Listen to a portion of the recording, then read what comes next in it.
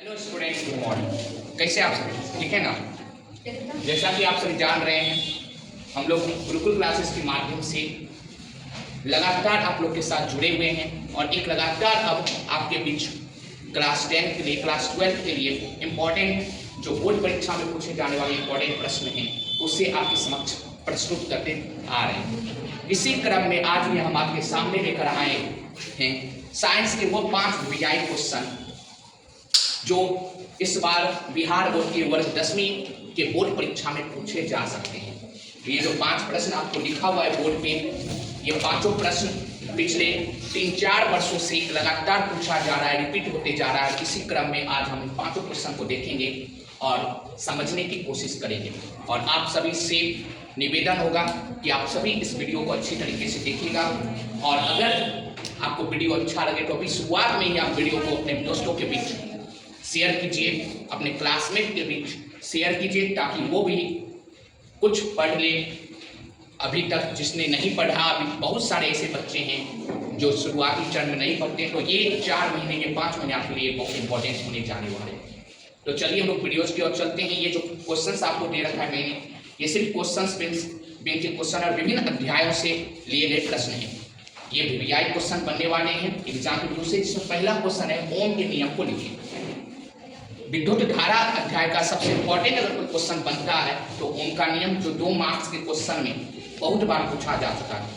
इसका ओम के नियम को लिखिए। ओम का नियम क्या था, तो अपनी भाषा में अगर हम बताएं तो इसका ओम ने एक बहुत ही प्रमुख एक डेफिनेशन दिया था, एक नियम दिया था। विद्युत धारा और वैद्युत विभवांतर के बीच एक संबंध बताया था, इसी को ओम का नियम कहा गया।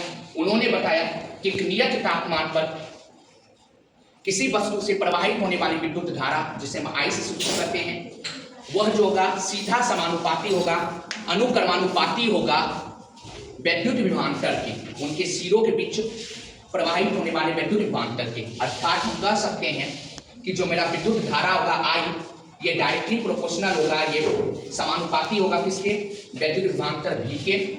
समानुपाती का चिन्ह हटेगा, एक नियतांक आ जाएगा आर। इस आर को हम लोग कहेंगे प्रतिरोधक। क्या कहेंगे, प्रतिरोधक। तो मेरा फॉर्मूला बन जाएगा V बराबर आई आर। और इसको और हम अगर आगे बढ़ाएं, इसे और प्रोसेस करें तो R बराबर आ जाएगा V बाय आई। यही मेरा जो समीकरण है ये ओम का समीकरण कहलाता है और यही पूरा नियम जो है ये ओम का नियम कहलाता है। तो मैंने क्या बताया आपको ओम के नियम में कि एक नियत तापमान पर किसी वस्तु से प्रवाहित होने वाली विद्युत धारा उसके दोनों सिराओं पर लगने वाले वैद्युत विभवांतर के सीधा समानुपाती होती है। यही कथन था ओम का। सेकेंड क्वेश्चन है मोस्ट वीआई क्वेश्चन, विद्युत धारा क्या है। विद्युत धारा को परिभाषित करें एवं इसके एसआई मात्रक को लिखें। वैद्युत धारा से आप क्या समझते हैं। तो वैद्युत धारा मतलब होता है इलेक्ट्रिक करंट, जिसे आजकल के हमारे जीवन में सबसे इंपॉर्टेंट भाग माना गया है। वैद्युत धारा का अर्थ हुआ आवेश के प्रवाह की दर। 1 सेकेंड समय में, एक फिक्स समय में कितना आवेश, कितना चार्ज कोई वस्तु से प्रवाहित हो रहा है, उसका जो रेट होगा, उसका जो दर होगा, उसी को क्या कहेंगे, विद्युत धारा। क्या कहेंगे, विद्युत धारा। अर्थात आवेश के प्रवाह की दर को विद्युत धारा कहते हैं। अब पॉइंट इससे किससे सूचित किया जाता है, तो विद्युत धारा को याद रखना अपन को कि आई से सूचित करते हैं। इसका एसआई मात्रक क्या होता है, तो इसका एसआई मात्रक एम्पियर होगा, जिससे आप किससे सूचित करेंगे, ए से। बहुत सारे लोग इसे एम्पियर भी करते हैं। इसका फॉर्मूला, इसका सूत्र क्या होगा, तो I बराबर Q बाई टी, जहां पे I को विद्युत धारा, Q को आवेश एवं T को समय कहेंगे। अगला क्वेश्चन है सूर्यास्त एवं सूर्योदय के समय जो आसमान होता है वह आपको लाल रंग का प्रतीक होता है। जब सूर्योदय होती है, सूर्य का उदय होता है, या सूर्यास्त जब सूर्य डूबता है, तो जब आप आसमान को देखोगे तो आसमान का रंग लाल आपको प्रतीत होता है। इसका कारण क्या है, तो एक अपने भाषा में समझिए हुआ कि जब सूर्यास्त होगी या सूर्योदय होगा, उसमें सूर्य की किरणें जो होंगी वो हमसे बहुत ज्यादा दूर पे होंगी। हमसे अत्यधिक दूरी पे वो किरणें रहती हैं और अत्यधिक दूरी होने के कारण ऐसा नहीं है कि सिर्फ उस किरण का रंग लाल ही होता है, उस किरण का रंग अन्य रंग भी होता है, लेकिन अन्य रंग हमें नहीं दिखाई देता है क्योंकि उसका तरंगदैर्घ्य बहुत ही कम होता है। लेकिन लाल रंग जो है, आप पढ़े होंगे कि लाल रंग का तरंगदैर्घ्य सबसे अधिक होता है और अत्यधिक रंगदैर होने के कारण वह दूर से भी हमें आसानी से दिखता है। जैसा इसी में एक क्वेश्चन बन जाता है कि रेलवे सिग्नल में या यातायात के सिग्नल में लाल रंग का प्रयोग क्यों किया जाता है। कारण क्या है कि लाल रंग का वह तरंगदैर्घ्य सबसे अधिक होता है और तरंगदैर्घ्य सबसे अधिक होने के कारण वह हमें दूर से भी दिखाई देता है, इसलिए खतरा के सूचक के रूप में हम लाल रंग का उपयोग करते हैं। तो इससे दो क्वेश्चन बना, दोनों VVI क्वेश्चन बनता है। तो अगर हम इस भाषा को लेकर चले तो लिखा हुआ है सूर्योदय एवं सूर्यास्त के समय सूर्य क्षितिज अर्थात पृथ्वी या आसमान के निकट होता है। सूर्य की किरणों को हम तक पहुंचने के लिए वातावरण की मोटी परतों से गुजरना पड़ता है। अधिक तरंगदैर्घ्य वाले लाल रंग प्रकिरणित नहीं हो पाते, ये हमारे तक पहुंचते हैं, लेकिन जो कम तरंगदैर्घ्य वाले हैं वो हमारे तक पहुंच नहीं पाते। हमें लगता है कि आसमान का रंग कैसा है, लाल है। तो सिंपल इसका एक सेंटेंस बन सकता है कि अत्यधिक तरंगदैर्घ्य होने के कारण लाल रंग हमारे आंखों तक आराम से पहुंचता है, जिसके कारण उसे देख पाते हैं और हमें ऐसा प्रतीत होता है कि सूर्योदय या सूर्यास्त के समय आसमान का रंग लाल है। अगला हम लोग लिख सकते हैं, इंपॉर्टेंट क्वेश्चन है, उत्तल दर्पण और अवतल दर्पण में अंतर। उत्तल और अवतल में अंतर करा लिखने के लिए इस उत्तल दर्पण को हम लोग कॉन्वेक्स मिरर भी करते हैं और अवतल को हम लोग कॉन्केव मिरर भी करते हैं। इसमें करा है अंतर लिखने के लिए। बहुत VVI क्वेश्चन है। इस क्वेश्चन को करने से पहले जल्दी से इस वीडियो को आप शेयर कीजिए अपने दोस्तों के बीच, ताकि दोस्त भी आपके जुड़े और इस वीडियो का लाभ उठा सके। तो चलिए हम लोग देखते हैं अपने भाषा में उत्तल दर्पण में कैसा प्रतिबिंब बनेगा। काल्पनिक याद रखिएगा, 2 नंबरिया क्वेश्चन है, 3 से 4 अंतर लिख दीजिए। अगर लॉन्ग में पूछा जा रहा है तो 5, 6, इससे ज्यादा आप अंतर लिख सकते हैं। अभी फिलहाल हम लोगों ने 3 ही अंतर लिखा, लेकिन अभी आपको 5-6 अंतर मैं समझा दूंगा। उत्तल दर्पण में प्रतिबिंब हमेशा कैसा बनेगा, काल्पनिक इमेजिनरी। अवतल में कैसा अवतल दर्पण में कैसा प्रतिबिंब बनेगा, काल्पनिक एवं वास्तविक दोनों बनेगा, रियल और इमेजिनरी दोनों ही प्रतिबिंब बनते हैं। उत्तल दर्पण इसका दृष्टि क्षेत्र बड़ा होता है। उत्तल दर्पण का दृष्टि क्षेत्र बड़ा होता है, कहने का मतलब हो गया इसमें जो आपको कोई भी इमेज बनेगा वो आप देखोगे एकदम बड़ा बड़ा बनेगा। और अवतल में दृष्टि क्षेत्र छोटा होता है, इसमें कोई भी इमेज बनेगा, कोई प्रतिबिंब बनेगा वो आकार में छोटा बनेगा। अगला हुआ उत्तल दर्पण में इसका परावर्तक सतह उभरा हुआ आता है। कहने का मतलब हुआ कि उत्तल दर्पण ऐसे भी कर सकते हो, ये बीच में मोटा होता है और किनारे वाला भाग इसका पतला होता है, किसका, उत्तल दर्पण का।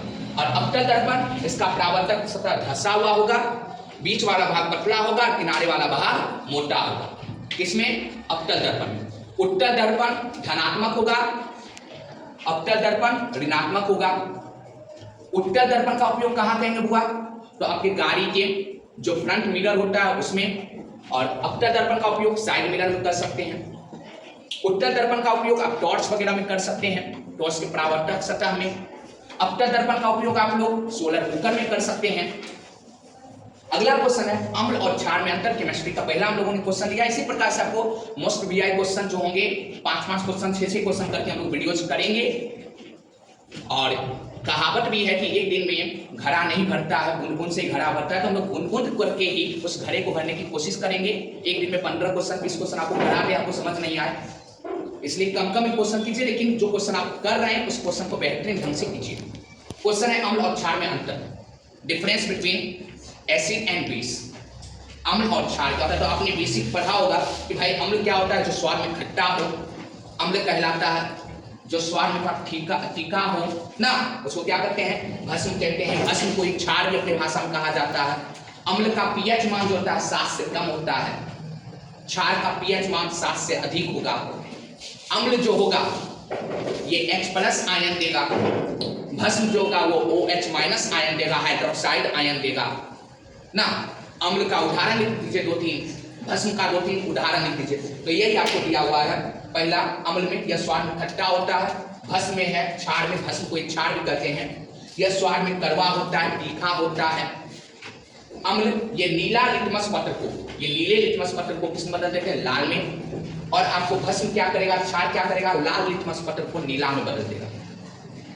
लिटमस पेपर अम्लीयता या क्षारीयता को जांच करने का सबसे अच्छा तरीका होता है। इसके अलावा आप पढ़े होंगे कि हम लोग हल्दी का भी उपयोग करते हैं, हम लोग फिनोल्फेंटेनिल का भी उपयोग करते हैं, हम लोग प्याज के गंध का भी, बहुत प्रकार के हैं सूचक जिसके द्वारा हम अम्ल या क्षार के अम्लीयता या क्षारीयता का पता लगाते हैं। अगला है यह जल में घुलकर H प्लस आयन देता है, कौन हुआ? अम्ल। और क्षार क्या करेगा? यह जल में घुलकर OH माइनस आयन देगा। अम्ल का उदाहरण HCl हाइड्रोक्लोरिक अम्ल, H2SO4 सल्फ्यूरिक अम्ल, HNO3 नाइट्रिक अम्ल। आप क्षार के उदाहरण लगा सकते हो, OH लगा के CaOH calcium hydroxide, NaOH sodium hydroxide, KOH potassium hydroxide इत्यादि। तो इस प्रकार से आप इसको और का बड़ा बना सकते हैं। तो मुझे पूर्ण विश्वास है कि मैंने अभी जो आपके समक्ष 5 प्रश्नों को रखा, ये पांचों प्रश्न आपको बेहतरीन ढंग से समझ आया हो। ऐसे ही हमारे साथ जुड़े रहें, और जो बच्चे या जो लोग जहां तक मेरी वीडियो आप तक पहुंच रही है, जो अभी तक चैनल को सब्सक्राइब नहीं किए हैं, अगर आपको वीडियो अच्छा लग रहा हो तो एक सब्सक्राइब जरूर दे दें।